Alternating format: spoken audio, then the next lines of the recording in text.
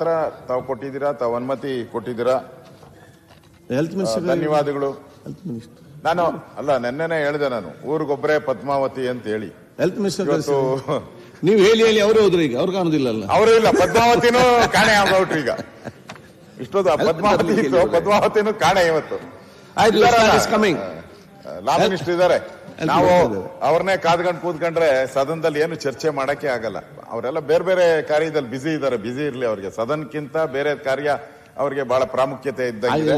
ಇರ್ಲಿ, ಪರವಾಗಿಲ್ಲ, ನನ್ಗೇನು ಬೇಜಾರಿಲ್ಲ. ವಿಪ್ಪಿದ್ದಾರೆ, ಕರ್ಕೊಂಬರ್ತಾರೆ, ಹೋಗಿ ಕರ್ಕೊಂಬಂದ್ಬಿಡಿ. ಎಲ್ಲಿದ್ರು ಹುಡುಕಿ ಕರ್ಕೊಂಬನ್ನಿ, ನಿಮ್ಮ ತಾಕತ್ತು ಉಪಯೋಗ ಮಾಡಿ. ಸನ್ಮಾನ್ಯ ಅಧ್ಯಕ್ಷರೇ, ಪ್ರಮುಖವಾಗಿ ಇಡೀ ರಾಜ್ಯದಲ್ಲಿ ತಾವು ಹೆಲ್ತ್ ಮಿನಿಸ್ಟರ್ ಆಗಿದ್ರಿ, ನಾನು ಹೆಲ್ತ್ ಮಿನಿಸ್ಟರ್ ಆಗಿದ್ದೆ. ನಮ್ಗೆ ಅದರ ಅರ್ಥ ನಿಮ್ಗೂ ಗೊತ್ತಾಗ್ತದೆ. ಅದು ಡೀಟೈಲ್ ಹೆಲ್ತ್ ಡಿಪಾರ್ಟ್ಮೆಂಟ್ ಅಲ್ಲಿ ಯಾವ್ಯಾವ ತರ ನಡೆಯುತ್ತೆ ಇವೆಲ್ಲ ಅನ್ನೋದನ್ನು ನಿಮ್ಗೆ ಗೊತ್ತಿದೆ. ಆದ್ರೆ ಇವತ್ತು ಕರ್ನಾಟಕದಲ್ಲಿ ಬೆಚ್ಚು ಬೀಳುವಂತ ಒಂದು ಘಟನೆ ಇಡೀ ರಾಜ್ಯದಲ್ಲಿ ನಡೆದಿದೆ. ಬಳ್ಳಾರಿ ಒಂದೇ ಅಂತಲ್ಲ, ಬಳ್ಳಾರಿಯಲ್ಲಿ ಯಾಕೆ ಆಯ್ತು ಅಂತ ಹೇಳಿದ್ರೆ, ಬಳ್ಳಾರಿಯಲ್ಲಿ ಸರಣಿ ರೀತಿ ಆಗೋಯ್ತು. 1, 2, 3, 4, 5 ಈ ತರ ಆಗೋಯ್ತು. ಅವಾಗ ಸರ್ಕಾರಕ್ಕೆ ಎಚ್ಚರ ಬಂದಿದ್ದು. ಆದ್ರೆ ಇದಕ್ಕೆ ಮುಂಚೆ ಬೇರೆ ಬೇರೆ ಜಿಲ್ಲೆಯಲ್ಲೂ ಆಗಿದೆ. ಚಿತ್ರದುರ್ಗದಲ್ಲಾಗಿದೆ, ದಾವಣಗೆರೆಯಲ್ಲಾಗಿದೆ, ರಾಯಚೂರಲ್ಲಾಗಿದೆ. ಅಲ್ಲಿ ಒಂದೊಂದು ಇನ್ಸಿಡೆಂಟ್ ಆಗಿದೆ. ಅಲ್ಲಿ ಅದೇ ಹಾಗೆ ಮುಚ್ಚಾಕ ಸ್ಟೇಟ್ಮೆಂಟ್ ಮಾಡ್ತಾ ಅಂತ ಹೇಳಿದ್ರಲ್ಲ ಮಂತ್ರಿ. ಮಾಡ್ಲಿ, ಆರಾಮ್ಸೆ ಮಾಡ್ಲಿ. ಅವ್ರಿಗೆ ಯಾವಾಗ ಸಮಯ ಸಿಗುತ್ತೋ ಬಂದು ಮಾಡ್ಲಿ, ನಮ್ದೇನಿಲ್ಲ. ನಾವು ಸರ್ಕಾರನ ಎಚ್ಚರಗೊಳಿಸಬೇಕಾಗಿರೋದು, ಸರ್ಕಾರಕ್ಕೆ ಕಿವಿ ಹಿಂಡೋ ಕೆಲಸ ಮಾಡ್ಬೇಕಾಗಿರೋದು ನಮ್ಮ ಕರ್ತವ್ಯ. ನಾವು ಮಾಡ್ತಾ ಇದ್ದೀವಿ. ಸನ್ಮಾನ್ಯ ಅಧ್ಯಕ್ಷರೇ, ಇವತ್ತು ಆರೋಗ್ಯ ಇಲಾಖೆ ಒಂದು ರೀತಿ ರೋಗ ಪೀಡಿತ ಇಲಾಖೆ ಆಗೋಗ್ಬಿಟ್ಟಿದೆ ಕರ್ನಾಟಕದಲ್ಲಿ. ಆರೋಗ್ಯ ಇಲಾಖೆ ಅದಕ್ಕೆ ರೋಗ ಬಂದ್ಬಿಟ್ಟಿದೆ. ಸಾಮಾನ್ಯವಾಗಿ ಈ ತರ ಘಟನೆ ಆದಾಗ ಫಸ್ಟ್ ಮಂತ್ರಿಗೆ ಕನ್ಸರ್ನ್ ಇರ್ಬೇಕು, ಅದ್ರ ಬಗ್ಗೆ ನಾವು ಹೋಗ್ಬೇಕು, ಇಮಿಡಿಯೇಟ್ ಆಗಿ ಮಂತ್ರಿಗೆ ಹೋಗ್ಬೇಕು. ಇಲ್ಲಿ ಮಂತ್ರಿ ಹೋಗ್ಲೇ ಇಲ್ಲ. ನಾನು ಮೊದಲು ಹೋದೆ.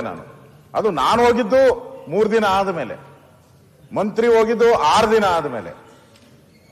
ಅಂದ್ರೆ ಸರ್ಕಾರಕ್ಕೆ ಇಂಟ್ರೆಸ್ಟ್ ಇದೆಯಾ? ಅದಕ್ಕೆ ಹೇಳಿದ್ದು ಅನಾರೋಗ್ಯದ ಇಲಾಖೆ ಔಟಿದೆ. ಒಂದ್ ರೀತಿ ಅಧಿಕಾರಿಗಳಂತೂ ಕೂಡ ಒಬ್ಬರ ಮೇಲೆ ಒಬ್ಬರು ಆಗ್ತಾ ಇದ್ದಾರೆ. ನಾನು ಅಲ್ಲಿ ಭೇಟಿ ಮಾಡಿದ್ದೆ, ಬಳ್ಳಾರಿಗೆ ಹೋಗಿ ಭೇಟಿ ಮಾಡಿದಾಗ ಅಲ್ಲಿ ಎಲ್ಲಾ ಡಾಕ್ಟರ್ಗಳನ್ನೂ ಕರೆದಿದ್ದೆ. ಆಸ್ ಎ ವಿರೋಧ ಪಕ್ಷ ನಾಯಕ ನಾನು ಹೋದಾಗ ಎಲ್ಲ ಬಂದಿದ್ರು.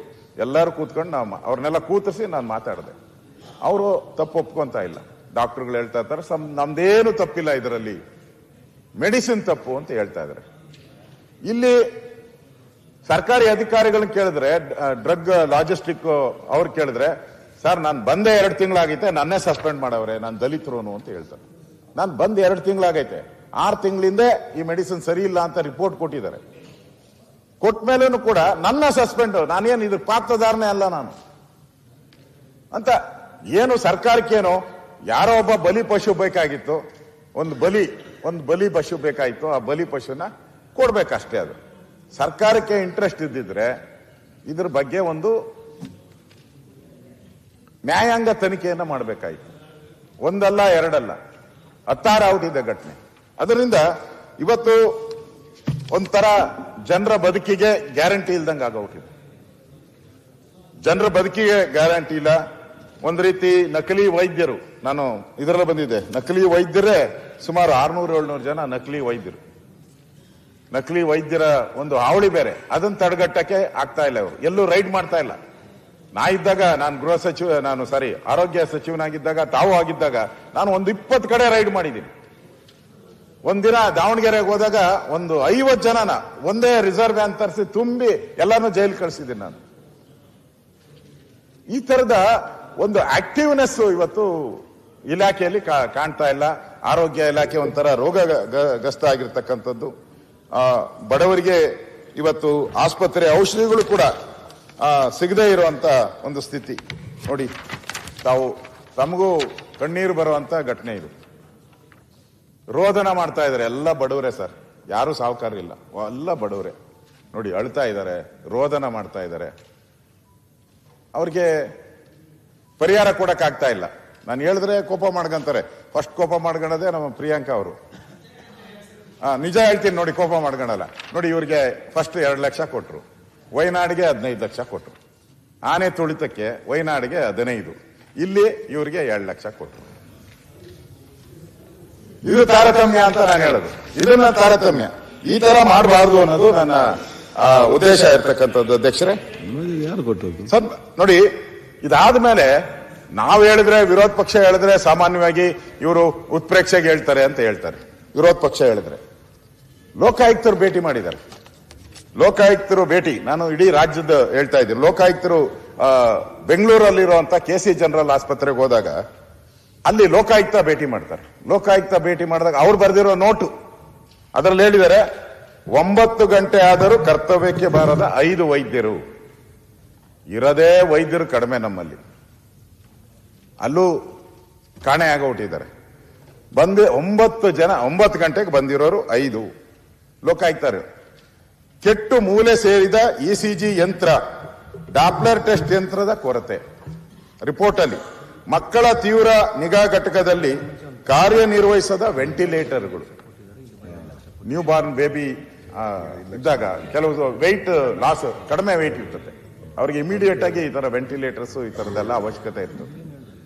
ವೆಂಟಿಲೇಟರೇ ಕೆಟ್ಟೌಟ್ ಇದೆ. ರಿಪೋರ್ಟ್ ಅಲ್ಲಿ, ಲೋಕಾಯುಕ್ತ ರಿಪೋರ್ಟ್ ಅಲ್ಲಿ ಹೇಳ್ತಾ ಇರೋದು. ಬಾಣಂತಿಯರಿಗೆ ಬಿಸಿನೀರಿಲ್ಲ.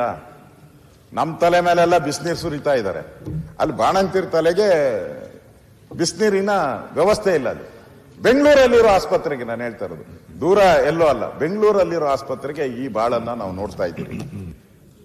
ಕಳಪೆ ಗುಣಮಟ್ಟದ ಔಷಧಿ ಅಲ್ಲಿ ನೋಟ್ ಮಾಡಿದ್ದಾರೆ. ಶೌಚಾಲಯ 1,000 ಜನಕ್ಕೆ ಒಂದು ಶೌಚಾಲಯನೂ ಇದೆ ಅಂತ ಹೇಳ್ತಾರೆ. ಒಂದು ಶೌಚಾಲಯದ ವಾರ್ಡ್ ಇದೆ ಅಂತ ಹೇಳ್ತಾರೆ 1000 ಜನಕ್ಕೆ. ಅವ್ರು ಬರ್ದಿರೋದು ಎಕ್ಸ್ಪೈರಿ ಆದ ಔಷಧಿಗಳ ವಿಲೇವಾರಿ ಆಗಿಲ್ಲ. ಎಕ್ಸ್ಪೈರಿ ಆದಂತ ಔಷಧಿಗಳು ಕೂಡ ಅಲ್ಲೇ ಇದೆ. ಅದನ್ನ ವಿಲೇವಾರಿ ಮಾಡಿ, ತಮಗೂ ಗೊತ್ತಿದೆ, ಅದು ಅಲ್ಲೇ ಇಟ್ರೆ ಸಡನ್ ಆಗಿ ಯಾವನ ಎತ್ಕೊಂಡೋಗಿ ಯಾರಿಗೋ ಔಷಧಿಗಳನ್ನ, ರೋಗಿಗಳನ್ನ ಕೊಟ್ಟಿದ್ದಾರೆ. ಅದೇ ಅನಾಹುತ ಆಗ್ತಾ ಇರೋದು. ಮತ್ತೆ ರಾಜ್ಯದ ಸರ್ಕಾರಿ ಆಸ್ಪತ್ರೆಗಳಲ್ಲಿ 250 ರೀತಿ ಔಷಧಿಗಳು ನೋ ಸ್ಟಾಕ್. ಅದಕ್ಕೆ ನಾನು ನೆನ್ನೆ ಹೇಳಿದ್ದು, ಈ ಮೆಡಿಕಲ್ ಮಾಫಿಯಾ, ಡ್ರಗ್ ಮಾಫಿಯಾದ ಸುಳಿಯಲ್ಲಿ ಈ ಸರ್ಕಾರ ಸಿಕ್ಕಾಕೊಂಡ್ಬಿಟ್ಟಿದೆ. ಆಚೆ ಬರಕ್ಕೆ ಸಾಧ್ಯ ಇಲ್ಲದೆ ಇರತಕ್ಕಂತ ಒಂದು ಪರಿಸ್ಥಿತಿ ಇವತ್ತು ರಾಜ್ಯದಲ್ಲಿ ನಡೀತಾ ಇರೋದನ್ನ ನಾವು ನೋಡ್ತಾ ಇದ್ದೀವಿ. ಇದ್ರ ಮೇಲೆ ಅದೇನೋ ಹೇಳ್ತಾರಲ್ಲ, ಬರೆ ಎಳ್ದಂಗೆ ಅಂತ. ಸರಿ, ಗಾಯದ ಮೇಲೆ ಬರೆ ಎಳ್ದಂಗೆ. ಈ ವ್ಯವಸ್ಥೆನ ಸರಿ ಮಾಡಕ್ಕಾಗ್ತಾ ಇಲ್ಲ, ಅವ್ಯವಹಾರಗಳನ್ನ ಸರಿ ಮಾಡ್ತಾ ಇಲ್ಲ. ಅದರಲ್ಲಿ ಈಗ ಈ ಏರಿಕೆ ಆಸ್ಪತ್ರೆಗಳಲ್ಲಿ ಜನರಲ್ ವಾರ್ಡ್ಗೆ 15 ರೂಪಾಯಿ ಇದ್ದಿದ್ದು 20 ರೂಪಾಯಿ, ಸ್ಪೆಷಲ್ ವಾರ್ಡ್ಗೆ 750 ಇರೋದು 1000, OPD ನೋಂದಾವಣಿ 10 ರಿಂದ 20, ಒಳ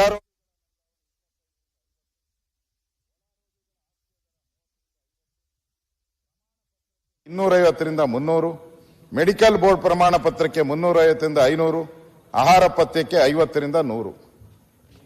ಒಂದು ರೀತಿ ಇಲ್ಲಿ ಬರೋರೆಲ್ಲರೂ ಕೂಡ ಬಡವರೇ.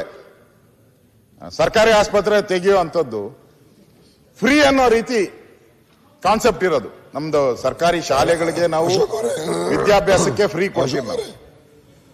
ಆಸ್ಪತ್ರೆಗಳನ್ನು ಅದೇ ರೀತಿ ನಾವು ಕೊಡುವಂಥದ್ದು. ಆಸ್ಪತ್ರೆಗಳು ಕೂಡ ಫ್ರೀಯಾಗೆ ನಡೆಸೋದು ಒಳ್ಳೇದು, ಆದ್ರೆ ಕಡಿಮೆ ಬೆಲೆ ಇಟ್ಟಿದ್ರೆ ಒಳ್ಳೇದು. ಅದಕ್ಕೆ ಮಂತ್ರಿಗಳು ರಿಪ್ಲೈ ಕೊಡ್ತಾರೆ. ರಿಪ್ಲೈಯಲ್ಲಿ ಅವ್ರು ಹೇಳಿದ್ದಾರೆ, ಬಹಳ ವರ್ಷಗಳಿಂದ ಏರ್ಸಿಲ್ಲ, ಅದಕ್ಕೋಸ್ಕರ ಏರ್ಸಿದ್ದೀನಿ ಅಂತ. ನಾವು ಸರ್ಕಾರದಲ್ಲಿ ನಾವು ಯಾಕೆ ಏರ್ಸಿಲ್ಲ ಅಂತ ಹೇಳಿದ್ರೆ, ಇದರಿಂದ ನಮ್ಮ ಆಸ್ಪತ್ರೆ ಅಲ್ಲ, ಮೆಡಿಕಲ್ ಎಜುಕೇಶನ್ ಮಾತ್ರ. ನಮ್ಮ ಜಿಲ್ಲಾ ಆಸ್ಪತ್ರೆಗಳಲ್ಲಿ ಎಲ್ಲೂ ಕೂಡ ತಾಲೂಕು ಆಸ್ಪತ್ರೆ ಏರ್ಸಿ. ಇವ್ರ ಆಸ್ಪತ್ರೆ ಅಲ್ಲ, ನಿಮ್ಮ ಆಸ್ಪತ್ರೆ ಅಂತ ಹೇಳಿಲ್ಲ, ನಾನು ನಿಮ್ಮ ಆಸ್ಪತ್ರೆ ಅಂತ ಹೇಳಿಲ್ಲ. ಸರ್ಕಾರದ ಇನ್ನೊಂದು ಮೆಡಿಕಲ್ ಎಜುಕೇಶನ್ ಅದು ಬೇರೆ ಬೇರೆ ರಾಜ್ಯದ. ನಾನು ಹೇಳ್ತೀನಿ, ಆಯ್ತು ಓಕೆ. ನಾನೇನು ಮೆಡಿಕಲ್ ಎಜುಕೇಶನ್ ನೆಕ್ಸ್ಟ್ PHCಗಳಿಗೂ ಏರ್ಸಕ್ಕೆ ತಯಾರು ಮಾಡ್ಕೊಂಡಿದ್ದಾರೆ ಆಗ್ಲೇ 15 ರಿಂದ 20%. ಅದನ್ನ ಮಂತ್ರಿಗಳು ಉತ್ತರ ಕೊಡೋ ಹೇಳಿ, ಏರ್ಸಲ್ಲ ಏರ್ಸ್ತೀನಿ ಅಂತ. ನಮ್ಮ ಏರ್ಸ್ತೀನಿ ಅನ್ನೋ ಒಂದು ಮಾತು ಈಗಾಗಲೇ ಕೇಳ್ತಾ ಇದ್ದೆ. ನಾನೇ ಸ್ವತಃ ಭೇಟಿ ಮಾಡಿದ್ದೆ ಜಯನಗರ ಆಸ್ಪತ್ರೆಗೆ. ನಾನು ಭೇಟಿ ಮಾಡಿದ್ದೆ. ಜಯನಗರ ಆಸ್ಪತ್ರೆಯಲ್ಲಿ ಏರಿಕೆ ಮಾಡಿದ್ದೆ, ಅದು ನಿಮ್ಗೆ ಬರ್ತೈತೆ ಅನ್ಸುತ್ತೆ. ಜಯನಗರ ಆಸ್ಪತ್ರೆಯಲ್ಲಿ ನಾನೇ ಹೋಗಿದ್ದೆ, ಏರಿಕೆ ಮಾಡಿದ್ದೆ, ಏರಿಕೆ ಆಗಿದೆ. ಮೆಡಿಕಲ್ ಎಜುಕೇಶನ್ ಅಲ್ಲಿ ಮಾಡಿದ್ದಾರೆ. ನಾನು ಜಯನಗರ ಆಸ್ಪತ್ರೆಗೆ ಹೋದಾಗೂ ಏರಿಕೆನ ಮಾಡಿರೋದು ನಾನು ನೋಡಿದ್ದೀನಿ. ಅಂದ್ರೆ ಡೌಟೇ ಇಲ್ಲ ಅದಕ್ಕೆ. ನಾನೇ ಹೋಗಿ ಅಲ್ಲಿ ಇನ್ಸ್ಪೆಕ್ಷನ್ಗೆಲ್ಲ ನಾವು ನೋಡಿದ್ದೀನಿ. ನಾನು ಇವತ್ತು ಈ ಸರ್ಕಾರ, ನಾನು ಬಳ್ಳಾರಿಗೆ ವಿಚಾರನ ಹೇಳಿದೆ. ನಾನು ರೇಟ್ ಲಿಸ್ಟ್ ಎಲ್ಲ ನಾನು ಕೊಟ್ಟಿದ್ದೀನಿ. ಈಗ ರೇಟ್ ಲಿಸ್ಟು ಇಲ್ಲೇ ಇದೆ, ಒಂದು 4-5 ಪೇಜು. ಏನೇನು ನಮ್ಮ ದಿನೇಶ್ ಅವರು ಇದ್ದಾರೆ, ಅವ್ರಿಗೂ ಗೊತ್ತಿದೆ. ಇದು ಯಾವುದು ಅಂತ ನನಗೂ ಗೊತ್ತಿಲ್ಲ. ಮೆಡಿಕಲ್ ಎಜುಕೇಶನ್ ಅಥವಾ ಹೆಲ್ತ್ ಡಿಪಾರ್ಟ್ಮೆಂಟ್ ಅಲ್ಲು ಕೀಳೋದ್ರಿಂದ ಹಿಡಿದು ಅಲ್ಲಿ ಕೀಳಕ್ಕೂ ಬಿಟ್ಟಿಲ್ಲ.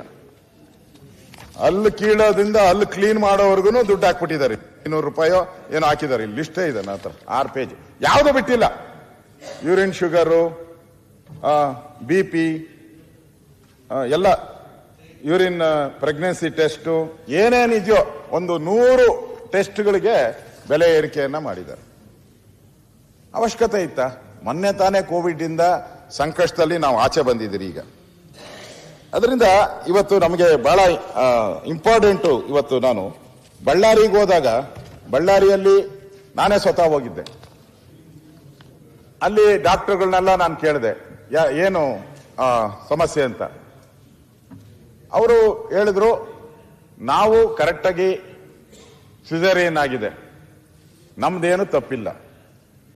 ಆ IV ಫ್ಲೂಯಿಡ್ ಏನು ಕೊಟ್ಟಿದ್ದಾರೆ, ಅದು ಕೊಟ್ಟ ತಕ್ಷಣನೇ, ಅವ್ರು ಹೇಳಿದ್ದು ದಿನೇಶ್ ಅವರೇ, ಕೊಟ್ಟ ತಕ್ಷಣನೇ ಕಿಡ್ನಿಯ ಕ್ರಿಯಾಟಿನ್ ಇಮಿಡಿಯೇಟ್ ಆಗಿ 5-6 ಮೇಲೆ ಹೊರಟಿದೆ. Creatine level. ಅದನ್ನ ನಮ್ಮ ಕೈಲಿ ಕಂಟ್ರೋಲ್ ಮಾಡೋಕ್ಕಾಗಿಲ್ಲ. ಅದನ್ನ ಕಂಟ್ರೋಲ್ ಮಾಡೋಣ ಅಂತ ಹೋದ್ರೆ ಲಿವರ್ ಡ್ಯಾಮೇಜ್ ಆಗೋಯ್ತು. ಇಮಿಡಿಯೇಟ್ ಆಗಿ ಲಿವರ್ ಡ್ಯಾಮೇಜ್ ಆಗೋಯ್ತು. ಅಂದ್ರೆ ಟೋಟಲ್ ಬಾಡಿಯಲ್ಲಿರುವಂತ ಆರ್ಗನ್ಸ್ ಫೇಲ್ಯೂರ್ ಆಗೋಯ್ತು. ಎಲ್ಲ ಆರ್ಗನ್ಸ್ ಫೇಲ್ಯೂರ್ ಆಗೋಯ್ತು. ನಮ್ಮ ಕೈಲಿ ಏನು ಮಾಡಕ್ಕಾಗ್ಲಿಲ್ಲ. ಅಂದ್ರೆ ಈ ಒಂದು ಮೆಡಿಸಿನ್ ಕೊಟ್ಟ ತಕ್ಷಣನೇ ಇಷ್ಟೊಂದು ಚೇಂಜಸ್ ಇಮಿಡಿಯೇಟ್ 2-3 ಅವರ್ಸ್ ಅಲ್ಲಿ ಎಲ್ಲಾ ಆರ್ಗನ್ಸ್ ಫೇಲ್ ಆಗಿದ್ದರಿಂದ ಅವರು ಬೇರೆ ಬೇರೆ ಹಾರ್ಟ್ ಅಟ್ಯಾಕ್, ಉಸಿರಾಟದ ಸಮಸ್ಯೆ, ಇದರಿಂದ ಸತ್ತು ಹೋಗಿದ್ದಾರೆ. ಆದ್ರೆ ನೀವು ರಿಪೋರ್ಟ್ ಕೂಡ ಅವಾಗೇನು ಪಾಟೀಲ್ ರೇ ಅವ್ರು ಕೊಟ್ಟಿದ್ದಾರೆ, ನಾನು ನೋಡಿದ್ದೀನಿ. ಎಲ್ಲ ರಿಪೋರ್ಟ್ ಅಲ್ಲಿ ಇದೇನು ತೋರ್ಸೇ ಇಲ್ಲ ಅವರು. ನಾನು ಹೋದಾಗ ಅವರು ಹೇಳಿದ್ರು ಇದಲ್ಲ. ಅವ್ರೇನ್ ಹೇಳಿದ್ರು, ಅವ್ರು ಮೊದಲೇ ಕಾಯಿಲೆ ಆಯ್ತು. ಇಲ್ಲಿ ಆಗಿರೋ ಘಟನೆ ಇದೆ. ನಾನು ಅಲ್ಲಿ ಭೇಟಿ ಮಾಡಿದಾಗ ಎಕ್ಸ್ಪೈರಿ ಆಗಿರೋ ಅಂತ ಮೆಡಿಸಿನ್ಸ್ ಎಲ್ಲ ಇತ್ತಲ್ಲಿ. ನಾನೇ ನೋಡಿದ್ದೀನಿ. ಯಾಕಪ್ಪ ಇಟ್ಟಿದ್ದೀರಾ ಅಂದ್ರೆ, ಇನ್ನ ಅದನ್ನ ಡಿಸ್ಪ್ಯಾಚ್ ಮಾಡ್ಬೇಕು ಸರ್ ಅಂತಾರೆ.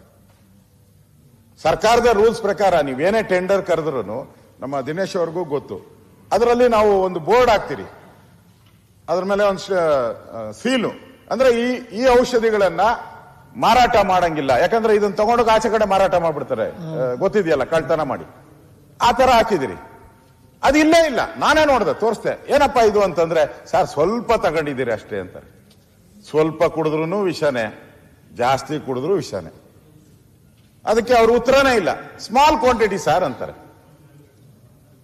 ಅಂದ್ರೆ ಅಲ್ಲಿ ಸತ್ತಂತ ಮಹಿಳೆಯರನ್ನ ನೋಡಿದಾಗ ನಮ್ಗೆ ನಿಜಕ್ಕೂ ಅವರೆಲ್ಲ ಇವತ್ತು ಅದೇನೋ ಹೇಳ್ತಾರೆ, ನಿಮ್ಮ ಉತ್ತರ ಕರ್ನಾಟಕದಲ್ಲಿ ಒಬ್ರು ಹಾಡು ಹೇಳ್ತಾರೆ, ತಾಯಿ ಸತ್ತ ಮೇಲೆ ತವರಿಗೆ ಹೋಗಬಾರದವ್ವ ಅಂತ ಹಾಡಿದೆ. ಈಗೇನಾಗ್ಬಿಟ್ಟಿದೆ ಅಂದ್ರೆ, ಸರ್ಕಾರಿ ಆಸ್ಪತ್ರೆಗೆ ಬಾಣಂತಿಯರು ಯಾರು ಹೋಗಬಾರದವ್ವ ಅನ್ನೋ ಸ್ಥಿತಿಗೆ ಬಂದ್ಬಿಟ್ಟಿದೆ.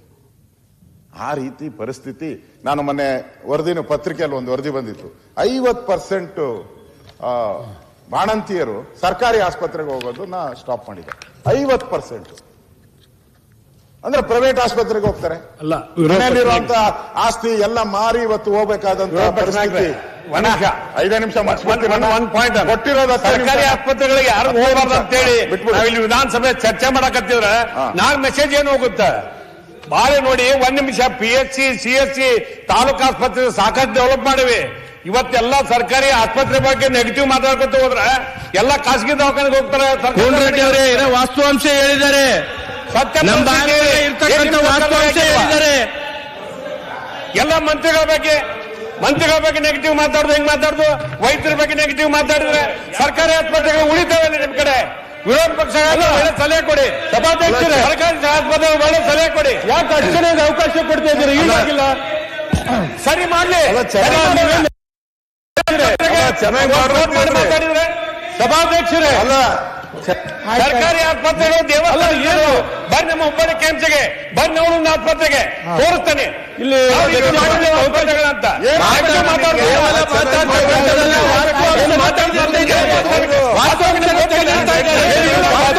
ಮುಗಿಸ್ರಿ ಮಾತು ಒಳ್ಳೆ ಸಲಹೆ ಕೊಡಿ ಸರ್ಕಾರ ಈಗ ಬಗ್ಗೆ ಹೇಳಿಲ್ಲ ಅಲ್ಲ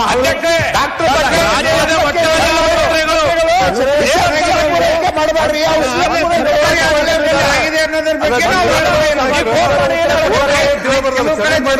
ಮಂತ್ರಿಗಳು ಸಮರ್ಥರಿದ್ದಾರೆ ಉತ್ತರ ಕೊಡ್ತಾರೆ ಕೊಡ್ಲಿ ಅವರು ಉತ್ತರ ಕೊಡ್ತಾರೆ ನನ್ನ ವಿಧಾನ ಪರಿಷತ್ತಲ್ಲಿ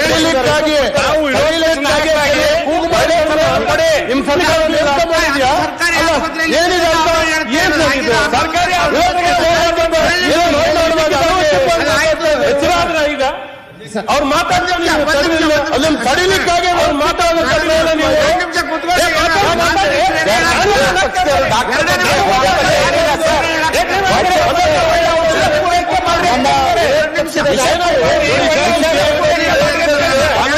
ನಿಮ್ಗೆಲ್ಲ ಈ ರೀತಿ ಬರ್ತದೆ ಸದನ ಔಷಧಿ ಆಗಿಲ್ಲ ಯಾಕೆ ಹಿಂಗ್ ಮಾಡ್ತೀರಾ ಮಂತ್ರಿ ಆಗಕ್ಕೆ ಕಾಂಪಿಟೇಷನ್ ಸಮಸ್ಯೆಗಳು ಅದಾವು ಆಗಿರೋದ್ರ ಬಗ್ಗೆ ಎಲ್ಲ ಖುಷಿಯಾಗಿರ್ಬೇಕು ಒಂದ್ ನಿಮಿಷ ಒಂದೇ ನಿಮಿಷ ಹೇಳಕ್ತಾರೆ ಮಂತ್ರಿ ಸರ್ಕಾರಿ ಆಸ್ಪತ್ರೆ ಹಣ ಕೊಡಿಸ್ತಾರೆ ಹೇಳಿ ಸರ್ ಕೋನ್ರೆಡ್ಡಿ ಅವರು ಅಧ್ಯಕ್ಷರೇ ಹೇಳಿ ಸರ್ ಅಧ್ಯಕ್ಷರೇ ಮಾನ್ಯ ವಿರೋಧ ಪಕ್ಷದ ನಾಯಕರು ದವಾಖಾನೆಗಳ ಸರ್ಕಾರಿ ದವಾಖಾನೆಗಳ ವಾಸ್ತುಸ್ಥಿತಿಯನ್ನು ಹೇಳ್ತಾ ಇದ್ದಾರೆ. ಕೆಲವು ಕಾಗದಗಳನ್ನು ಹಿಡ್ಕೊಂಡು ಅವುಗಳನ್ನ ಉದ್ಧರಿಸ್ತಾ ಇದ್ದಾರೆ. ಸರ್ಕಾರಿ ದವಾಖಾನೆಗಳ ಮೇಲೆ ಕಂಪ್ಲೇಂಟ್ ಮಾಡಬಾರ್ದು, ಮೆಸೇಜ್ ಏನು ಹೋಗುತ್ತೆ, ಪ್ರೈವೇಟ್ಗೆ ಹೋಗುತ್ತಾರ ಅನ್ನುವಂಥ ಸರಿಯಲ್ಲ. ನಾನು ನಿನ್ನೆ ಮಾನ್ಯ ದಿನೇಶ್ ಗುಂಡೂರಾವ್ ಅವರ ಭಾಷಣವನ್ನು ವಿಧಾನ ಪರಿಷತ್ನಲ್ಲಿ ಕೇಳ್ತಾ ಇದ್ದೆ. ನೀವೇನು ಮಾತಾಡಿದ್ರಿ ಇದಕ್ಕಿಂತ ಖಾರವಾಗಿ ಅವರು ಹಲವಾರು ವಿಚಾರಗಳನ್ನು ಎತ್ತಿ ಅವುಗಳಿಗೆ ಏನು ಮಾಡಬೇಕು, ಏನು ಮಾಡೋಣ ಅಂಥೇಳಿ ಸದಸ್ಯರನ್ನು ಕೇಳ್ತಿದ್ದಾರೆ. ಆದ್ದರಿಂದ ಇದರೊಳಗೆ ರಾಜಕಾರಣ ಅವರು ಬೆರೆಸಿಲ್ಲ, ಯಾರೂ ಬೆರೆಸೋದು ಅವಶ್ಯ ಇಲ್ಲ. ಅದಕ್ಕೆ ಅವ್ರು ಏನು ಪುರಾವೆಗಳ ಸಹಿತ ಹೇಳ್ತಾರ ಅದನ್ನು ಶಾಂತವಾಗಿ ಪ್ರಶ್ನೆ ಕೇಳಿಲ್ಲ ಸರ್. ನಾನು ವೈದ್ಯರ ಬಗ್ಗೆ ನೆಗೆಟಿವ್ ಆಗಿ ಮಾತಾಡಬಾರ್ದು ಅಂತ. ಔಷಧ ಔಷಧ ಔಷಧ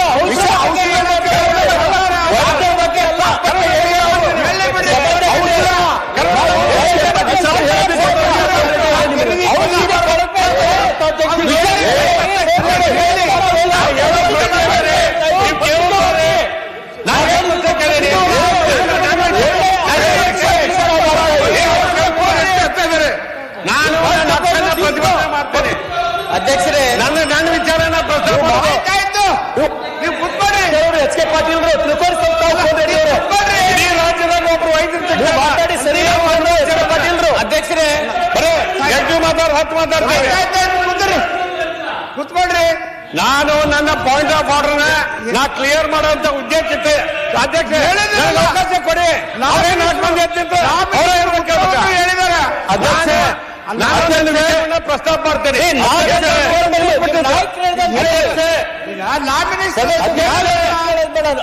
ಅಧ್ಯಕ್ಷ ವಿರೋಧ ಪಕ್ಷದ ನಾಯಕರು ಮಾತಾಡುವಾಗ ಈ ರೀತಿ ವರ್ತನೆ ನಾವು ಸಹಿಸಲ್ಲ. ಅಲ್ರಿ ಅದೇನು ಹೇಳಿ ಆಯ್ತು ಬಿಡು. ಹೇಳದೇಳಿ ಏನೋ ಅಪರಾಧ ಮಾಡಿದ್ರೆ ಹೋಗ್ಬೇಡ ನೀವು ಹೇಳಿದ್ರೆ ನೀವು ರೋಗ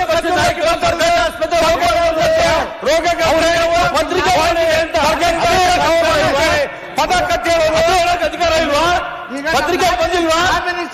ಪತ್ರಿಕೆ ಬಂದಿರಂತ ಪ್ರಸ್ತಾಪ ಮಾಡಿದ್ದಾರೆ. ಅವರು ಹೋಗ್ಬೇಡಿ ಅಂತ ಹೇಳಿಲ್ಲ. ಅವರು ರಾಂಗ್ ಮೆಸೇಜ್ ಹೋಗುತ್ತೆ ಅಂತ ಹೇಳ್ತಾರೆ. ಅವ್ರ ಬುದ್ಧಿ ಹೇಳಿ. ಇಲ್ಲ ಆಯ್ತು ಅವ್ರ ಬುದ್ಧಿ ಹೇಳಿ. ನಿಮಗ್ ಬುದ್ಧಿ ಹೇಳಿ. ಕರೋನಾದ ಸತ್ಯನಾಶ ಬರಲ್ಲ. ನಿಮಗ್ ಬುದ್ಧಿ ಹೇಳಿ. ನನಗೆ ಹೇಳ್ತೀರಿ. ಸನ್ಮಾನ್ಯ ಅಧ್ಯಕ್ಷರೇ, ಹೇಳಿ ಸರ್. ಈಗ ನಾನು ಅವ್ರಿಗೆ ಇರಿಟೇಷನ್ ಆಗೋ ಪದ ಏನು ಹೇಳಿಲ್ಲ ತಗೊಳ್ರಿ. ಇರಿಟೇಷನ್ ನಾನು ಏನು ಹೇಳಿದಿನೋ ಅದನ್ನೆಲ್ಲ ದಾಖಲೆ ತೋರಿಸಿ ಆಯ್ತು. ನನಗೆ ಈಗ ದಿನೇಶ್ ಗುಂಡೂರಾವ್ ಅವರು ಉತ್ತರ ಕೊಡಲ್ಲ ಅಂತೇಳಿ ಅವರೇ ಕೊಡ್ತೀನಿ ಅಂದ್ರು ನಾನು ತಗೊಂತೀನಿ, ನಂದೇನು ಅಬ್ಜೆಕ್ಷನ್ ಇಲ್ಲ. ಅವರೇ ಕೊಡ್ಲಿ ಬೇಕಾದ್ರೆ, ನಂದೇನು ಅಬ್ಜೆಕ್ಷನ್ ಇಲ್ಲ. ಮಾತಾಡುವಾಗ ಈಗ ನಾಳೆ ಯಾರು ಕೋನಪ್ಪ ರೆಡ್ಡಿ ಅವರೇ ಅಲ್ಲ, ಏನು ಕೋನ್ ರೆಡ್ಡಿ ಅವರೇ, ನಾಳೆ CM ಅವ್ರು ಮಾತಾಡ್ತಾರಪ್ಪ, ನಾನು ಹಂಗೆ ಮಾಡ್ಲಾ? ನೀವು ಮಾಡಿ ತೋರಿಸ್ತಾರೆ, ನಾನು ಹಂಗೆ ಮಾಡ್ಬೇಕಾಗುತ್ತೆ. ಇಲ್ಲ, ನಾನು ನೋಡಿ, ನಾನು ಸರ್ಕಾರಿ ಆಸ್ಪತ್ರೆಗಳ ಬಗ್ಗೆ ಮಾತ್ರ ಹೇಳೇನಿ. ವಿರೋಧ ಪಕ್ಷ ಅನ್ನೋದು ಇಲ್ಲ ಹೇಳಿ ಟೀಕೆ ಮಾಡಕ್ಕೆ ಇರೋದು, ಟೀಕೆ ಮಾಡಕ್ಕೆ ಇರೋದು. ನಾವು ನಮ್ ಡ್ಯೂಟಿ ಮಾಡಕ್ ಬಿಡಿ. ಅಲ್ಲ ಆಯ್ತು. ಸನ್ಮಾನ್ಯ ಅಧ್ಯಕ್ಷರೇ, ನಾನು ಸರ್ಕಾರವನ್ನ, ವೈದ್ಯಕೀಯ ಸಚಿವರನ್ನ ನಾನು ಕೇಳುವಂಥದ್ದು, ಇಲ್ಲಿ ಹಿಂದೆ ಈ ಮೆಡಿಸನ್ ಏನಿತ್ತು, ಈ ಮೆಡಿಸನ್ ಕಳಪೆ ಅಂತೇಳಿ 6 ತಿಂಗಳಿಂದನೇ ಡ್ರಗ್ ಡಿಪಾರ್ಟ್ಮೆಂಟ್ ಇಲಾಖೆಗೆ ಮತ್ತು ಎಲ್ಲರಿಗೂ ಕೂಡ ಒಂದು ಮೆಸೇಜ್ ಅನ್ನ ಕೊಟ್ಟಿದ್ದಾರೆ, ಆರ್ಡರ್ ಕೂಡ ಮಾಡಿದ್ದಾರೆ. ನನ್ನ ಹತ್ರ ಆರ್ಡರ್ ಕಾಪಿ ಇದೆ, ಇಲ್ಲಿ ಆರ್ಡರ್ ಕಾಪಿ ಇದೆ.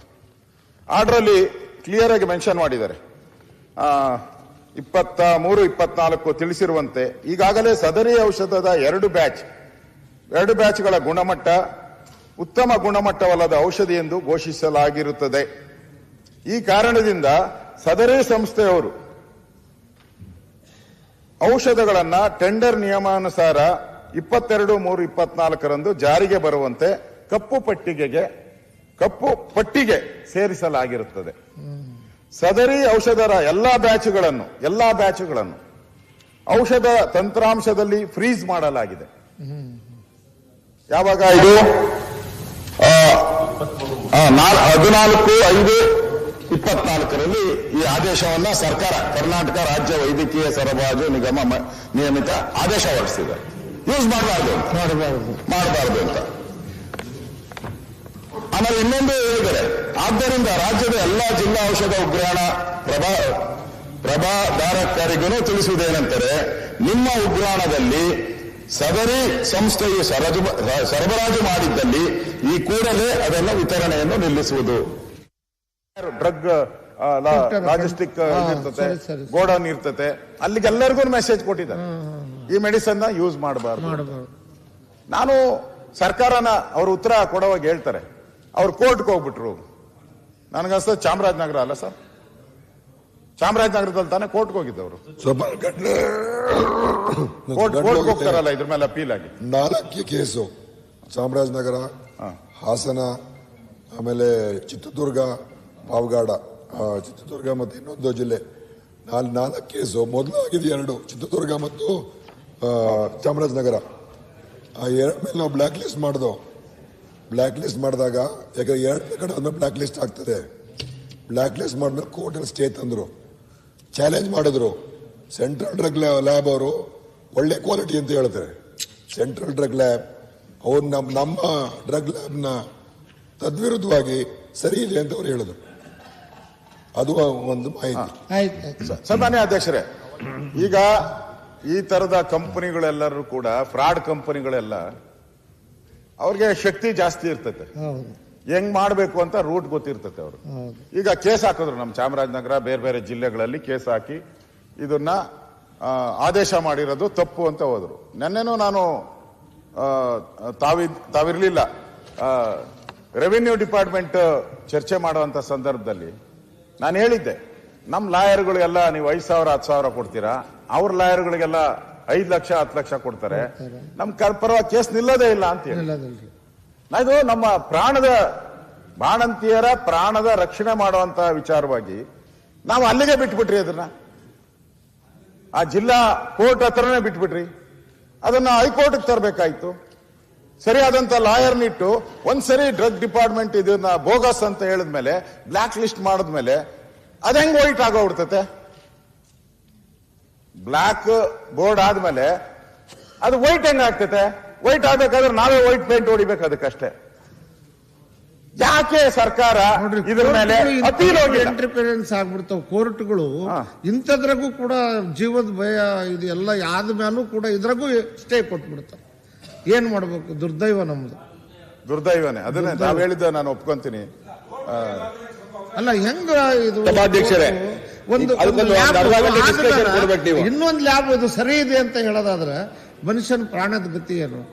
ಸರ್ ಕೊಡ್ಲಿ, ಯಾವ್ದೋ ರೆವಿನ್ಯೂ ಮ್ಯಾಟ್ರಸ್ ಕೊಡ್ತಾರೆ, ಹಾ. ಏನೋ ಪರವಾಗಿಲ್ಲ, ಇದ್ರಲ್ಲಿ ಅದಕ್ಕೇನ್ ಜೀವ ಹೋಗಲ್ಲ, ಇದು ಜೀವ ಹೋಗೋದು, ಹೋಗೋ ಅಂತದ್ದು, ಹೋಗ್ಬಿಡ್ತು, ಪ್ರಾಣ ಹೋಗುವಂಥದ್ದು. ಯಾರು ಮಗು, ಜವಾಬ್ದಾರಿ? ತಾಯಿ, ಮಗು ತಾಯಿ ಅಂತದ್ದು. ಯಾರು ಜವಾಬ್ದಾರರು? ನಮ್ಮ ಮೆಡಿಕಲ್ ಕಾನೂನಲ್ಲಿ ಏನಾದ್ರು ಆ ತರ ಸನ್ನಿವೇಶ ಬಂದ್ರೆ, ಮಗು ತಾಯಿ ಪ್ರಶ್ನೆ ಬಂದ್ರೆ ತಾಯಿನ ಫಸ್ಟ್ ಉಳಿಸು ಅಂತ ಹೇಳ್ತಾರೆ ನಮ್ಮಲ್ಲಿ. ಹೌದು. ಇಲ್ಲಿ ತಾಯಿ ಉಳಿಸುವಂತದಕ್ಕೆ ಅವಕಾಶ ಆಗಿಲ್ಲ. ನಾನು ಹೇಳ್ದಲ್ಲ, ಎಲ್ಲ ಆರ್ಗನ್ಸ್ ಪೂರ್ತಿ ಫೇಲ್ಯೂರ್ ಆಗಿದೆ. ಇಲ್ಲಿ ನಾವು ಸರ್ಕಾರನ ಅದನ್ನ ಕೇಳ್ತಾ ಅಪೀಲ್ ಯಾಕೆ ಹೋಗ್ಲಿಲ್ಲ ನೀವು? ಅಪೀಲ್ ಹೈಕೋರ್ಟ್ಗೆ ಹೋಗಿ ಒಂದು ಸ್ಟೇ ತಗೊಬೇಕಾಯ್ತು, ನೀವ್ ಯಾಕೆ ಮಾಡ್ಲಿಲ್ಲ? ಇಲ್ಲಿ ಕೇಂದ್ರ ಸರ್ಕಾರ ಪ್ರಶ್ನೆ ಅಲ್ಲ, ಕೇಂದ್ರ ಸರ್ಕಾರ ಏನ್ ದುಡ್ಡು ಕೊಡಲ್ಲ, ನಾವು ಕೊಡೋದು ದುಡ್ಡು, ನಮ್ ಸರ್ಕಾರ ದುಡ್ಡು ಕೊಡೋದು, ಕರ್ನಾಟಕ ಸರ್ಕಾರ ದುಡ್ಡು ಕೊಡೋದು, ತಗೊಳೋದು ನಾವು, ಡಿಸ್ಟ್ರಿಬ್ಯೂಟ್ ಮಾಡೋದು ನಾವು. ನಮ್ಮ ರಾಜ್ಯದಲ್ಲಿ ಆಲ್ಮೋಸ್ಟ್ ಆಲ್ ನಮ್ಮ ರಾಜ್ಯದ ರೋಗಿಗಳು ನಮ್ಮವರು, ಬಾಣಂತಿಯರು ನಮ್ಮವರು, ನಮಗೆ ರೆಸ್ಪಾನ್ಸಿಬಿಲಿಟಿ. ಅವ್ರು ಯಾವ ಬ್ಯಾಚ್ ಕಲಿಸಿದಾರೋ ಟೆಸ್ಟ್ಗೆ ನಮ್ಗೇನ್ ಗೊತ್ತಿದೆ? ಹೌದು. ಸರ್, ತಾವು ಬಹಳ ಪ್ರಸ್ತುತ ವಿಚಾರವನ್ನ ಪ್ರಸ್ತಾಪ ಮಾಡಿದ್ದೀರಾ. ಮಾನ್ಯ ಸಭಾಧ್ಯಕ್ಷರೇ, ಈ ವಿಚಾರದಲ್ಲಿ ನನಗೆ ಮಾಹಿತಿ ಇದ್ದಂಗೆ ಆ ಕಾಂಟ್ರಾಕ್ಟರ್ ಸರಿ ಇಲ್ಲ ಅಂತ ಸರ್ಕಾರ ಹೇಳಿದೆ, ಅಧಿಕಾರಿಗಳು ಹೇಳಿದ್ದಾರೆ, ಡಿಪಾರ್ಟ್ಮೆಂಟು ಹೇಳಿದೆ, ಕೋರ್ಟಿಗೆ ಹೋಗಿ ಆರ್ಡರ್ ತಂದಿದ್ದಾರೆ. ಸಹಜವಾಗಿ ಕೋರ್ಟಿಗೆ ಹೋಗಿ ಆರ್ಡರ್ ತಂದಾಗ ನಮ್ಮ ಅಧಿಕಾರಿಗಳು ಇರ್ಬೋದು, ಅದೇ ಡಿಪಾರ್ಟ್ಮೆಂಟ್ ಇರ್ಬೋದು, ಇಲ್ಲಪ್ಪ ಕೋರ್ಟ್ ಆರ್ಡರ್ ಬಂದಿದ್ದಾರೆ ಇಂಪ್ಲಿಮೆಂಟ್ ಮಾಡಬೇಕು. ಸುರೇಶ್ ಗೌಡರು ಕೂಡ ಕೋರ್ಟ್ ಬಗ್ಗೆ ಮಾತಾಡಬೇಕು ಅಂತ ಹೇಳ್ತಾ ಇದ್ರು. ಅಧ್ಯಕ್ಷರೇ, I am really sorry to say, but ಈ ಜುಡಿಷಿಯಲ್ ಆಕ್ಟಿವಿಸಮ್ ನೆಪದಲ್ಲಿ ಜುಡಿಷಿಯರಿ ಅವರು ಇವಾಗ ಲೆಜಿಸ್ಲೇಷನ್ ಮಾಡ್ತಾ ಇದ್ದಾರೆ, ಎಕ್ಸಿಕ್ಯೂಟಿವ್ ಕೆಲಸನೂ ಮಾಡ್ತಾ ಇದ್ದಾರೆ. ತಾವು ರೆವಿನ್ಯೂ ಮಿನಿಸ್ಟರ್ ಇದ್ದಾಗ ಹಲವಾರು ಬಾರಿ ತಮಗೆ ಆದೇಶಗಳು ಬಂದಿರಬೇಕು ಕೋರ್ಟಿಂದ, ವಿಚ್ ಇಸ್ ಲೆಜಿಸ್ಲೇಷನ್. ಕೆಲವು ಸಂದರ್ಭದಲ್ಲಿ ಅಧ್ಯಕ್ಷರೇ, ನನಗೆ RDPR ಮಿನಿಸ್ಟರ್ ಇದ್ದಾಗ ಒಂದು ನಿಮಿಷ sir, I am supporting you, I am not saying ಅಲ್ಲ, ಎಲ್ಲ ಹೋಗೋದು ಬೇಡ. ಇಲ್ಲ, ಐ ಅಗ್ರಿ. ಆರೋಗ್ಯ ಇಲಾಖೆ ಬಗ್ಗೆ ಮಾತ್ರ ಮಾತಾಡೋದು. ಅದೇ ಹೇಳ್ತಾ ಇರೋದು ಸರ್, ನಾನೇನ್ ವಿಷಾಂತರ ಮಾಡಕ್ಕೆ ಎಲ್ಲೋ ಟೈಮ್ ಮತ್ತೆ ಅಡ್ಮಿನಿಸ್ಟ್ರೇಷನ್ ಅವ್ರ ಮಾತನ್ನು ಮುಗಿಸ್ಲಿ. ನಮ್ಗೆ ಆದೇಶ ಬರ್ತದೆ ಅಧ್ಯಕ್ಷರ, ಕೆಲವು ಸರಿ ಈ ರೋಡ್ ಆಗ್ಲೇಬೇಕು ಅಂತ. ಇನ್ ಗಾರ್ಬ್ of judicial activism legislations pass ಮಾಡ್ತಾ ಇದ್ದಾರೆ, ಎಕ್ಸಿಕ್ಯೂಟಿವ್ ವರ್ಕ್ ಕೆಲಸ ಮಾಡ್ತಾ ಇದ್ದಾರೆ. ಇದರಿಂದ ಸಹಜವಾಗಿ ಈಗ ಸಾಹೇಬ್ರು ಹೇಳ್ದಂಗೆ ಕೋರ್ಟ್ ಆರ್ಡರ್ ಇತ್ತು, ಅದಕ್ಕೆ ನಾವು ಕೊಡ್ತೀವಿ ಅಂತ ಹೆದರದ್ ಸಹಜ ಅಧಿಕಾರಿಗಳು. ಸೊ ಅದರಿಂದ ಇದನ್ನೂ ಕೂಡ ಚರ್ಚೆ ಆಗ್ಬೇಕು ನಮ್ಮ ಸದನದಲ್ಲಿ. ಇಲ್ಲಿ ಆಗಿಲ್ಲ ಅಂದ್ರೆ ಬಹಳ ಕಷ್ಟ ಆಗ್ತದೆ ಅಧ್ಯಕ್ಷ, ನಮ್ಮ ರಕ್ಷಣೆಗೆ ಯಾರಿರ್ತಾರೆ ಮತ್ತೆ? ಸೊ ಅದರಿಂದ ಬಹಳ ಪ್ರಸ್ತುತವಾದಂತ ವಿಷಯವನ್ನ ತಾವು ಪ್ರಸ್ತಾಪ ಮಾಡಿದ್ದೀರಾ ಸರ್. ಇದು ವ್ಯಾಪಕವಾಗಿ ಚರ್ಚೆ ಆಗ್ಲಿ ಅಂತ ಅಷ್ಟೇ ನಂದು ಮನವಿ. ಈಗ ಅವರು ಬೆಂಬಲ ಮಾಡಿದ್ದಾರೆ. ಆಗಲ್ಲ, ಈಗ ಚರ್ಚೆ ತುಂಬಾ ಆಗಲಿ, ಇಲ್ಲಿ ಟೈಮ್ ಇಲ್ಲ, ನಾಳೆ ಸಂಜೆ ಒಳಗೆ ಮುಗಿಸ್ಬೇಕಲ್ಲ, ಅದಕ್ಕಾಗಿ ಈಗ ಬೇಗ ನಾಟ್ ದ ಕ್ವೆಶ್ಚನ್ ಆಫ್ ಸಂಜೆ ಅಂತಲ್ಲ ಸರ್ ಅಧ್ಯಕ್ಷರೇ, ಇದು ಆಡಳಿತದಲ್ಲಿ ಹಸ್ತಕ್ಷೇಪ ಎಷ್ಟು ಸರಿ. ನಾನು ಹೇಳ್ದಂಗೆ ನಾವು ಶಾಸಕರಾಗಿ ಶಾಸನ ರಚನೆ ಮಾಡೋದು ಈ ಸದನಕ್ಕೆ ಸಂವಿಧಾನ ಕೊಟ್ಟಿರುವಂತಹ ಹಕ್ಕು. ಆದ್ರೆ ನಾವು ಜುಡಿಷಿಯಲ್ ಆಕ್ಟಿವಿಸಮ್ ಅಂದ್ಬಿಟ್ಟು ಶಾಸನನೂ ಅವರೇ ರಚನೆ ಮಾಡ್ತಾ ಇದ್ದಾರೆ, ಇತ್ತೀಚೆಗೆ ಎಕ್ಸಿಕ್ಯೂಟಿವ್ ಏನ್ ಮಾಡ್ಬೇಕು ಅದನ್ನು ಅವರೇ ಆದೇಶ ಮಾಡ್ತಾ ಇದ್ದಾರೆ. ಮತ್ತೆ ಇದೆಲ್ಲ ಏನಕ್ಕೆ ಇರ್ಬೇಕು ನಾವು? ಈಗ ನೀವು ಹೋದ್ಮೇಲೆ ನಾನಲ್ಲ, ನಾನ್ ಮಾತಾಡಕ್ ಮುಂಚೆ ಎದ್ದು ಬಿಟ್ರು. ನೀವು ಹೋಗಿ ಆಚೆ ಹೋದ ತಕ್ಷಣ ಎದ್ದು ಬಿಟ್ರೆ ಎಲ್ಲ ಬೇರೆ, ಅದಕ್ಕೆ ನಂದೇ ತಪ್ಪಿಲ್ಲ. ನಾನು ಅದಕ್ಕೋಸ್ಕರ ಸನ್ಮಾನ್ಯ ಅಧ್ಯಕ್ಷರೇ, ಇಷ್ಟೆಲ್ಲ ಕೂಡ ಸರಬರಾಜುದಾರರು ಈಗಾಗಲೇ ಸರಬರಾಜು ಮಾಡಿರುವ ಬ್ಯಾಚ್ಗಳು ಬದಲಿಗೆ ಬೇರೆ ಉತ್ತಮ ಗುಣಮಟ್ಟದ ಔಷಧಿ ಸರಬರಾಜು ಮಾಡಲು ಸೂಚನೆ ನೀಡಲಾಗಿದೆ. ಇದು ಅಧಿಕಾರಿಗಳು ಕೊಟ್ಟಿದ್ದಾರೆ, ಇದನ್ನು ಯೂಸ್ ಮಾಡಬೇಡಿ, ಬೇರೆ ನಾವು ಕೊಡ್ತೀರಿ ಅಂತ ಹೇಳಿ. ಇಷ್ಟಾದ ಮೇಲೂ ಕೂಡ ಯಾವುದೋ ಒಂದು ಕೋರ್ಟ್ ಆರ್ಡರ್ ಇಟ್ಕೊಂಡು ಮತ್ತೆ ಅವರು ಒಳಗಡೆ ಬಂದಿದ್ದಾರೆ ಅಂದ್ರೆ, ಈಗ ಕೋರ್ಟ್ ಆರ್ಡರ್ ಬಗ್ಗೆನೂ ಚರ್ಚೆ ಆಯ್ತು, ನಾನು ಅದ್ರ ಬಗ್ಗೆ ಮುಂದುವರ್ಸಕ್ ಹೋಗಲ್ಲ.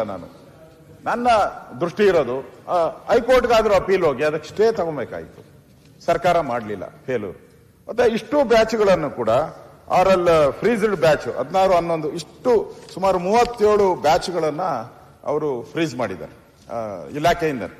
ಇಷ್ಟು ಕೂಡ ಕಳಪೆ ಔಷಧಿಗಳು ಅಂತೇಳಿ ಮಾಡಿದ್ದಾರೆ. ಸುಮ್ನೆ ಮಾಡಕ್ಕೆ ಸಾಧ್ಯನಾ ಅಧ್ಯಕ್ಷರು? ನೀವೇ ಹೇಳಿ, ನೀವು ಹೆಲ್ತ್ ಮಿನಿಸ್ಟ್ರು. ಸುಮ್ನೆ ಯಾವುದೋ ಇದನ್ನ ಡ್ರಗ್ನ ಕಳಪೆ ಅಂತ ಮಾಡಕ್ ಸಾಧ್ಯತಾ? ಕಂಟೆಂಟ್ಸ್ ಏನಿದೆ, ಅದರಲ್ಲಿ ಕೆಮಿಕಲ್ ಕಾಂಬಿನೇಷನ್ಸ್ ಏನಿದೆ, ಅದೆಲ್ಲ ನೋಡಿ ಮಾಡೋದು. ಅದನ್ನ ಮಾಡಿದ ಮೇಲೆ ಈ ಕೋರ್ಟಲ್ಲಿ ಹೋಗಿ ಅದು ಲೋಯರ್ ಕೋರ್ಟಲ್ಲಿ ವಜಾ ಆಗುತ್ತೆ, ಅವ್ರ ಪರವಾಗಿ ಆಗುತ್ತೆ ಅಂದ್ರೆ ನಮ್ ಲಾಯರ್ಸ್ ಹೆಂಗ್ ಮಾಡ್ತಾರೆ ಕೆಲಸ?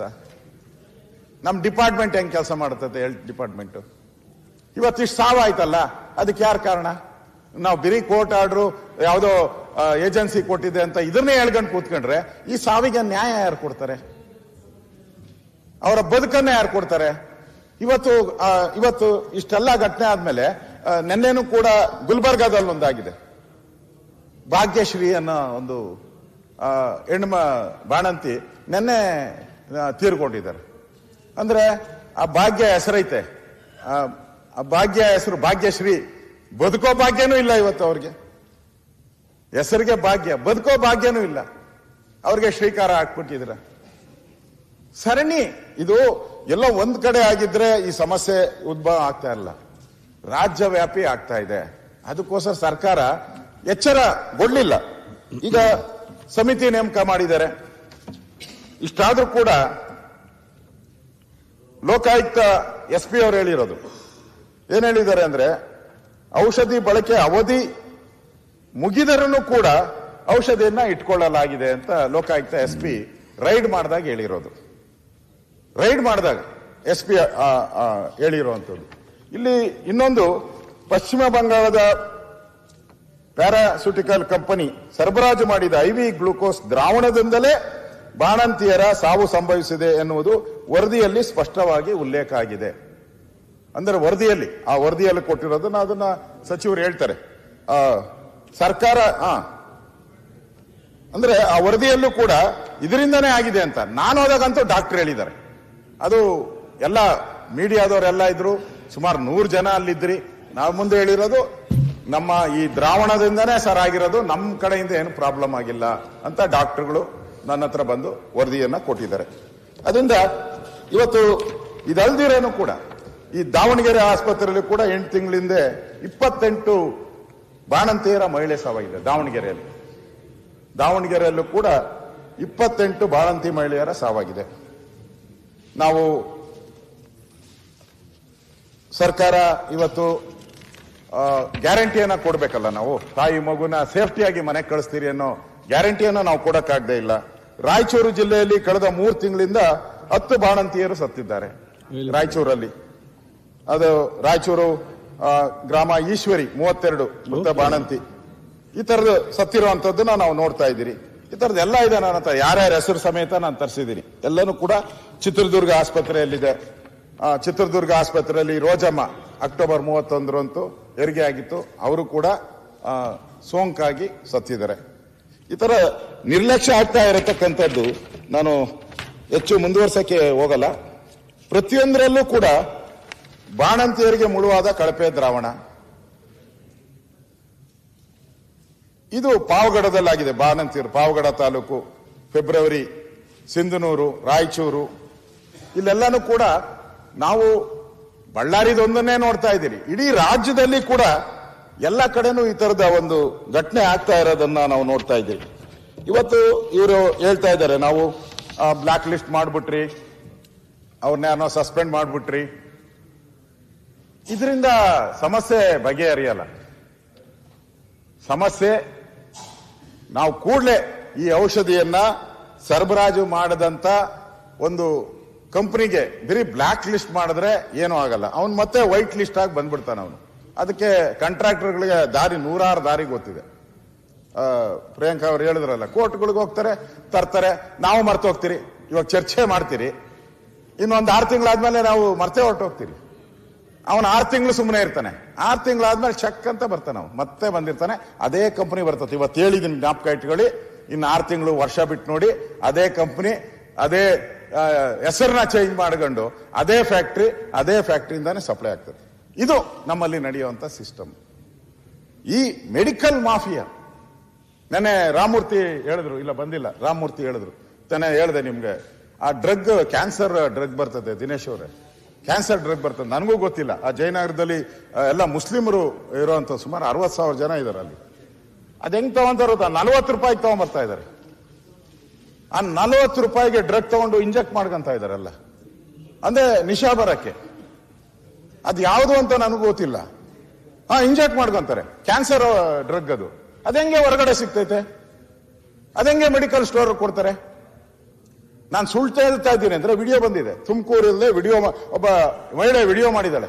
ವಿಡಿಯೋ ಮಾಡ್ಬಿಟ್ಟು, ದಯವಿಟ್ಟು ನಾನು ಬದುಕಕ್ಕಾಗ್ತಾ ಇಲ್ಲ, ನನ್ನ ಮಗ ದಿನ ನನ್ನ ಚಿತ್ರಹಿಂಸೆಯಿಂದ ಕೊದ್ದು ಸಾಯಿಸ್ತಾ ಇದ್ದಾನೆ, ದಿನ ಈ ಡ್ರಗ್ ತಗೊಂತಾ ಇದ್ದಾನೆ, ನನ್ನ ಬದುಕಿಸಿ ನನಗೆ ದಯಾಮರಣ ಕೊಡಿ ಅಂತ ಹೇಳಿ ವಿಡಿಯೋ ಮಾಡಿ ಹಾಕಿದ್ದಾರೆ. ದಯಾಮರಣ ಕೊಡಿ ಅಂತ. ಈ ಡ್ರಗ್ಗಳೆಲ್ಲ ಹೆಂಗ್ ಸಿಗ್ತೈತೆ? ಇಷ್ಟೊಂದು ಕ್ಯಾನ್ಸರ್ ಕೊಡುವಂತ ಡ್ರಗ್ಗು ಹಾದಿ ಬೀದಿಯಲ್ಲಿ ಸಿಗ್ತೈತೆ ಅಂದ್ರೆ ಏನ್ ಇಲಾಖೆ ಸತ್ತಿದ್ಯಾ, ಬದುಕಿದ್ಯಾ? ಯಾಕೆ ರೈಡ್ ಆಗ್ತಾ ಇಲ್ಲ? ಮಾಡ್ಬೇಕು. ನಮ್ಮ ಸಚಿವರು ಒಂದ್ 10 ಕಡೆ ಹೋಗಿ, ನೀವಿದ್ದಾಗ ಒಂದ್ 10 ಕಡೆ ಹೋಗಿ ಇಂಥವ್ರನ್ನೆಲ್ಲ ಬಡ್ದು ಒಳಕ್ಕೆ ಜೈಲ್ಗೆ ಹಾಕಿ ಒಂದ್ 10 ಜನ ಹಾಕಿದ್ರೆ ಬರೋದೇ ಇಲ್ಲ ಯಾರೂನು, ಆಚೆಗೆ ಬರಲ್ಲ ಯಾರೂನು. ಎಲ್ಲೋ ಒಂದ್ ಕಡೆ ಅಧಿಕಾರಿಗಳ ನಿರ್ಲಕ್ಷ್ಯ, ಇಲಾಖೆಯ ನಿರ್ಲಕ್ಷ್ಯದಿಂದ ಕೊನೆ ಮುಗಿಸ್ತಾ ಇದ್ದೀನಿ ಅಧ್ಯಕ್ಷರು, ಮುಗ್ದೋಯ್ತು ನಂದು, ಇನ್ನೇನಿಲ್ಲ. 2 ಪೇಜ್ ಇರೋವಂಥದ್ದು. ಅದರಿಂದ ಇವತ್ತು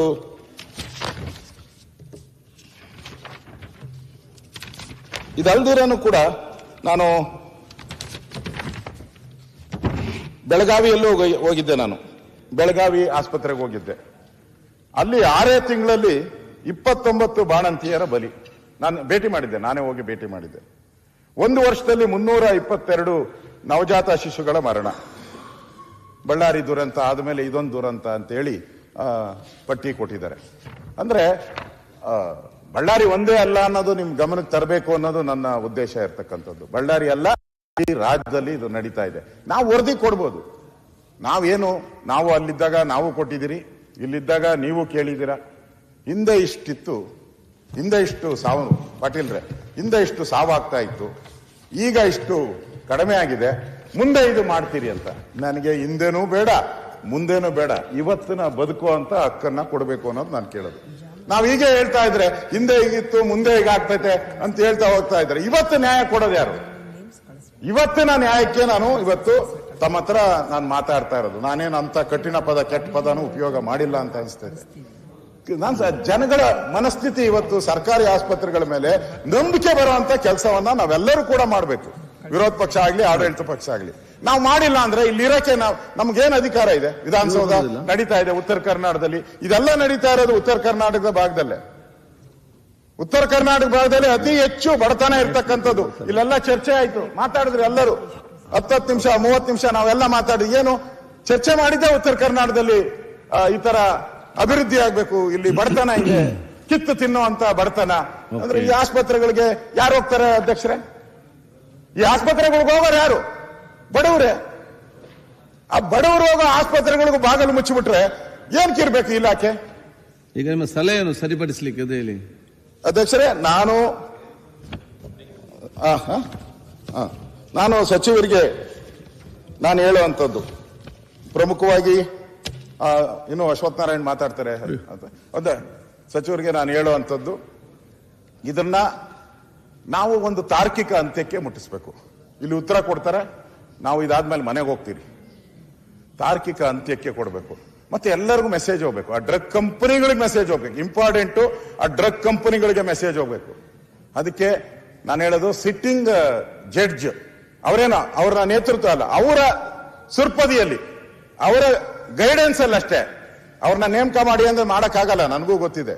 ಇವತ್ತಿನ ಒತ್ತಡದಲ್ಲಿ ಅವರ ಒಂದು ಸೂಪರ್ವೈಸನ್ ಅಲ್ಲಿ ಇದನ್ನ ಒಂದು ನ್ಯಾಯಾಂಗ ತನಿಖೆಗೆ ಕೊಟ್ರೆ ನಿಜಕ್ಕೂ ಅಲ್ಲಿ ಬರುವಂತ ರಿಪೋರ್ಟ್ ಅನ್ನ ನಮ್ಮ ಸದನದಲ್ಲಿ ತಾವಿರ್ತೀರ, ಮಂಡಿಸ್ತೀರ. ತಾವಿದ್ರೆ ನಮ್ಮ ಮುಂದೆ ಮಂಡಿಸೋಣ, ತಾವು ಮಂತ್ರಿ ಆಗಿದ್ರೆ ನೀವೇ ಮಂಡಿಸಿ, ಆಮೇಲೆ ಪರವಾಗಿಲ್ಲ. ಅರ್ಥ ಆಯ್ತಲ್ಲ, ಮಂಡಿಸೋಣ. ಮೆಸೇಜ್ ನನಗಂತೂ ಗ್ಯಾರಂಟಿ ಇಲ್ಲ ನೀವು ಇರ್ತೀರ ಅಂತ, ನನಗೆ ಗ್ಯಾರಂಟಿ ಇಲ್ಲ. ಯಾಕಂದ್ರೆ ನೀವು ರಾತ್ರಿ 12-1 ಗಂಟೆ ನಡೆಸ್ತಾ ಇರೋದು ನೋಡಿದ್ರೆ ಕೊನೆ ಲ್ಯಾಪ್ ಓಡ್ತಾರಲ್ಲ, ಹಂಗ್ ಓಡ್ತಾ ಇದ್ದೀರಾ ನೀವು. ಈ ರನ್ನಿಂಗ್ ರೇಸ್ ಅಲ್ಲಿ ಕೊನೆಯ ಲ್ಯಾಪ್ ಓಡ್ತಾರಲ್ಲ, ಬೇಗ ಗುರಿ ಮುಟ್ಟಬೇಕು ಅಂತ. ಓಕೆ, ಆಗ್ಲಿ. ಅದನ್ನ ಮಂಡಿಸಿದ್ರೆ ಇಡೀ ಮೆಸೇಜ್ ಹೋಗ್ತೈತೆ. ಆ ಡ್ರಗ್ ಈ ಮಾಫಿಯಾಗಳಿರ್ತಾರಲ್ಲ, ಆ ಮೆಸೇಜ್ ಹೋಗ್ತೈತೆ. ಆ ಮೆಸೇಜ್ ಹೋದ್ರೆ ನಾವು ಮುಂದೆ ಆಗುವಂತ ಅನಾಹುತ, ಈ ತರ ಬಾಣಂತಿಯರು ಸಾವಿಗೆ ನಾವು ಬೆಲೆ ಕಟ್ಟಕ್ಕಾಗದೇ ಇಲ್ಲ. ಅದನ್ನು ಉಳಿಸುವಂತ ಅಟ್ಲೀಸ್ಟ್ ಒಂದು ಪ್ರಾಣನಾದ್ರೂ ನಾವು ಉಳಿಸಿದ್ರೆ ಅದು ಪುಣ್ಯ. ಇಲ್ಲಿ ಸದನ ನಡೆದಿದ್ದಕ್ಕೂ ಪುಣ್ಯ ಬರ್ತತೆ, ನಮಗೂ ಪುಣ್ಯ ಬರ್ತದೆ. ಅದರಿಂದ ನಾನು ಇದನ್ನ ನ್ಯಾಯಾಂಗ ತನಿಖೆಗೆ ಒಪ್ಪಿಸಿ, ಏನಾಗಲ್ಲ ಇದರಿಂದ, ನಿಮಗೂ ಒಳ್ಳೆ ರಿಪೋರ್ಟ್ ಬರ್ತದೆ. ಸಿಟ್ಟಿಂಗ್ ಜಡ್ಜ್ ಅವರು ಸೂಪರ್ವೈಸನ್ ಮಾಡ್ತಾರೆ ಅಷ್ಟೇ. ಮಾಡಿದ್ರೆ ಈ ಡ್ರಗ್ ಕಂಪನಿಗಳ ಬಗ್ಗೆ ಅವ್ರೇನೇನು ಕಾಮೆಂಟ್ ಮಾಡ್ತಾರೆ ಅದನ್ನ ನಾವು ಜಾರಿಗೆ ತರೋಣ, ನಾವೆಲ್ಲರೂ ಕೂಡ. ನೀವೇ ಬಿಲ್ ತನ್ನಿ, ಇಲ್ಲಿ ಹೊಸ ಒಂದು ಬಿಲ್ ಅನ್ನ ಮಂಡನೆ ಮಾಡಿ ಈ ತರ ಮೋಸ ಮಾಡುವಂತ ಒಂದು ಕಂಪನಿಗಳಿಗೆ ಕಡಿವಾಣ ಹಾಕ್ಲಿಲ್ಲ ಅಂದ್ರೆ ಈ ರಾಜ್ಯದಲ್ಲಿ ಬಾಣಂತಿಯರಿಗೆ ನೆಮ್ಮದಿ ಇಲ್ಲ, ಬದುಕುವಂತ ಅವಕಾಶ ಕಳ್ಕೊಂತ ಇದ್ದೀರಿ. ಆ ಬದುಕುವಂತ ಅವಕಾಶವನ್ನ ಗ್ಯಾರಂಟಿಯನ್ನ ಈ ಸರ್ಕಾರ ಕೊಡಬೇಕು ಅನ್ನೋ ಆಗ್ರಹವನ್ನ ಮಾಡ್ತಾ ಇದ್ದೀವಿ. ಮಿನಿಸ್ಟರ್ ಮಾಡ್ಲಿ ಮತ್ತೆ ಮಾತಾಡ್ಬಿಡ್ತೀನಿ. ಅಲ್ಲ ನಂದು ಒಂದೇ ಏನಿದೆ ಅಶ್ವಥ್ ನಾರಾಯಣ ಒಂದೇ ಒಂದು ನಿಮಿಷ